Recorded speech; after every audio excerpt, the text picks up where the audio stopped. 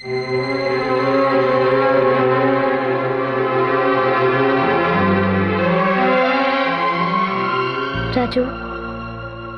పెళ్ళై సంతోషంగా కాపురం చేసుకుంటున్న వాడి దగ్గరికి వచ్చి నువ్వు నన్ను ప్రేమించావా అని అడిగే పరిస్థితి ఏ ఆడదానికి రాకూడదు కదా.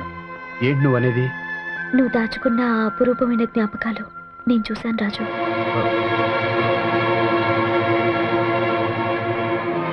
మరింతగా ప్రేమించిన వాడివి ఆ రోజుల్లోనే ఎందుకు చెప్పలేదు?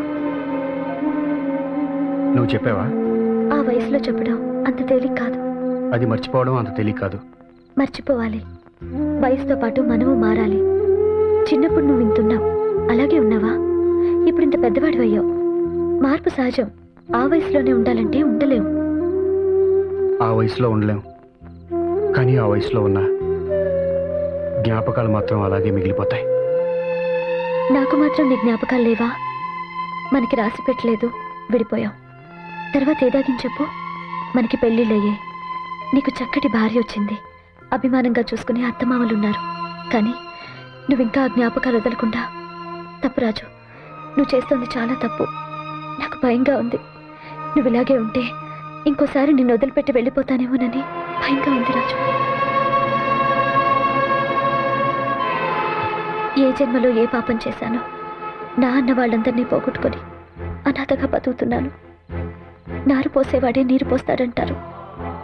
ఈ కష్టకాలంలో ఆదుకోవడానికేమో భగవంతుడు ఆ రోజే నాకింత మంచి స్నేహితుడినిచ్చాడు. మనం మంచి ప్రేమికులం కాకపోవచ్చు రాజు, కానీ అంతకు మించిన మంచి స్నేహితులు అలాగే మిగిలిపోతాం.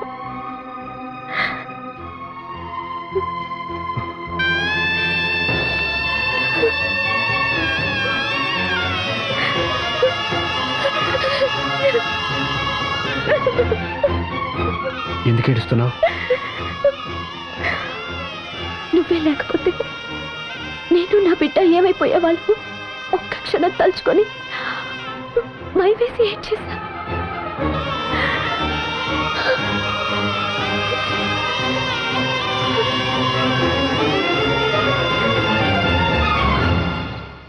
గేటేసుందిరా.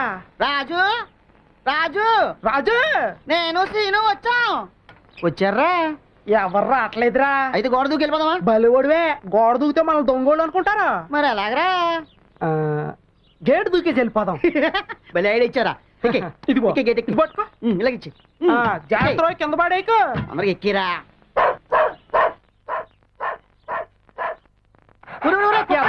కుక్క కట్టేసింటే పోయి పడతావేట్రా?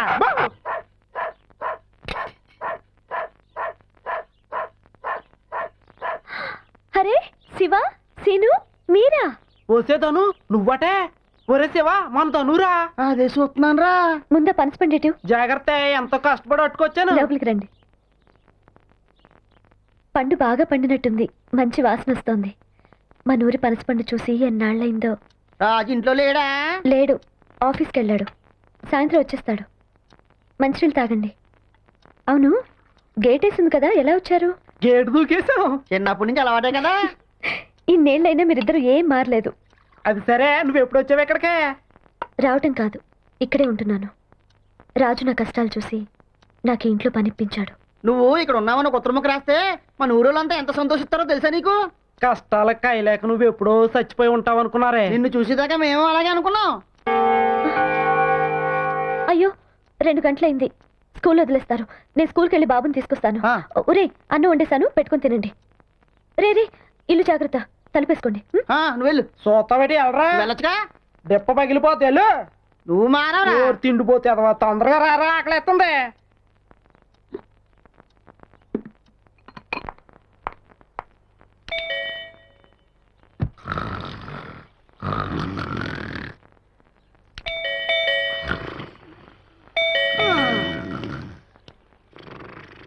ఎవరో వచ్చినట్టున్నారు. లేగా నేత్రమోహం ఎదవా.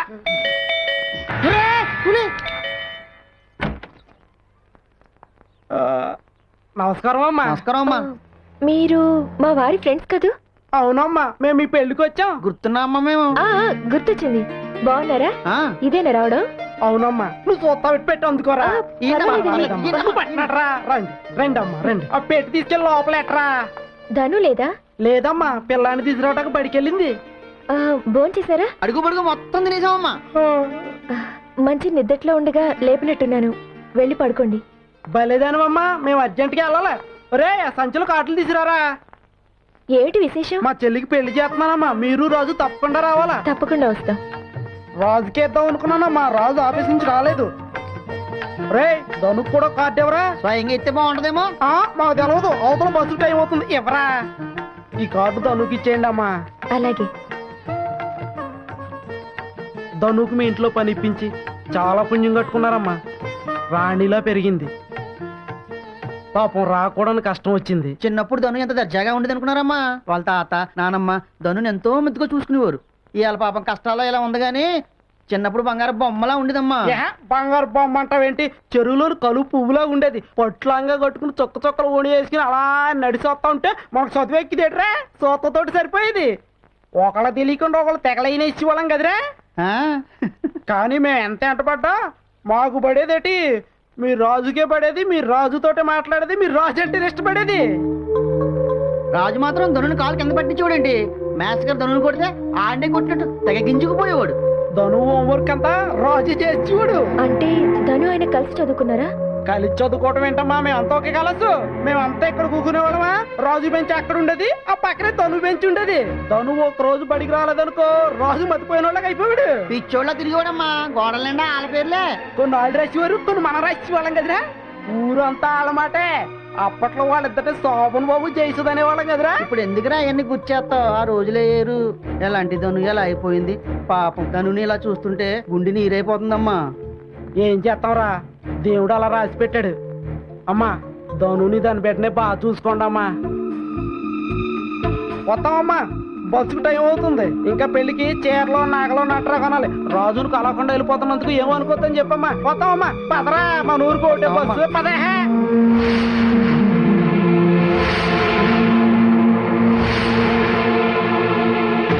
కలిసి చదువుకోవటం ఏంటమ్మా, మేమంతా ఒకే కలసు. మేమంతా ఇక్కడ కూకునే వాళ్ళమా. రాజు బెంచ్ అక్కడ ఉండేది, ఆ పక్కనే ధను బెంచ్ ఉండేది. ధను ఒక రోజు బడికి రాలేదనుకో, రాజు మతిపోయిన వాళ్ళకి అయిపోయాడు. రాజు మాత్రం ధనుని కాలు కింద పట్టి చూడండి.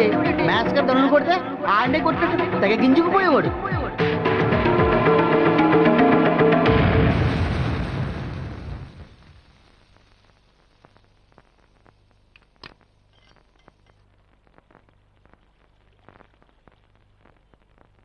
పెళ్ళి ఎలా జరిగింది?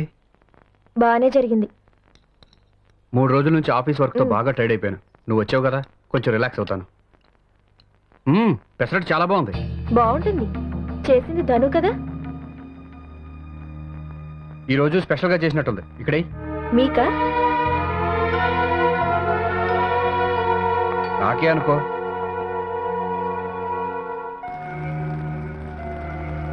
రోజు వండిన కూర వండకుండా రోజుకో స్పెషల్ చేసి పెట్టేది.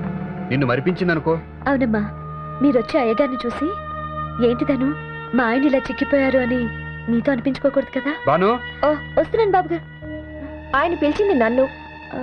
భాను అంటే ధను అన్నట్టు వినిపించింది. నేను లేని 3 రోజులు ధను ధను అని పిలిపేగా, అందుకే అలా వినపడి ఉంటుంది. బాను, వస్తున్నానండి. బాను, కొంచెం మంచినీళ్ళు పోయి. ఏమండి, మీ ఫ్రెండ్ శుభలేఖ చూసారుగా, వెళ్ళాలా? తప్పకుండా వెళ్ళాలి. ధనుకు కూడా ఇచ్చారు. ధను వస్తుందా తెలీదు, ధనుని అడగలేదు. ఆఫీస్లో ఆడిటింగ్ వర్క్ జరుగుతుంది, అర్జెంట్గా వెళ్ళాలి. కాఫీ తీసురా. మా వారికి ఎప్పుడు ఏది అవసరమో నీకు బాగా తెలుసు ధను. వెళ్ళు, అయ్యగారు రూమ్ లో ల్యాప్టాప్ ఉంది, తీసుకురా. ఏంటలా చూస్తున్నావు? త్వరగా వెళ్ళు, ఆఫీస్కి టైం అవుతుంది. అలాగేనమ్మా.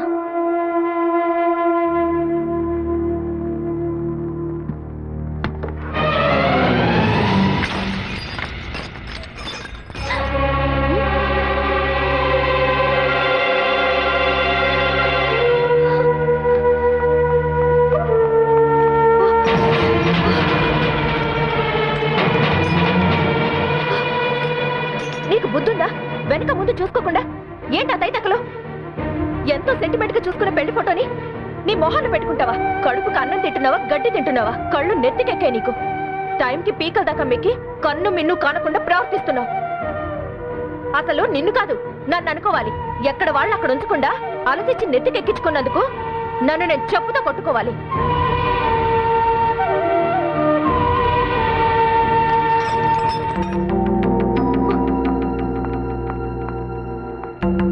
ఇంకా ఏంటండి చూస్తారు? పదండి, ఆఫీస్కి టైం అవుతుంది.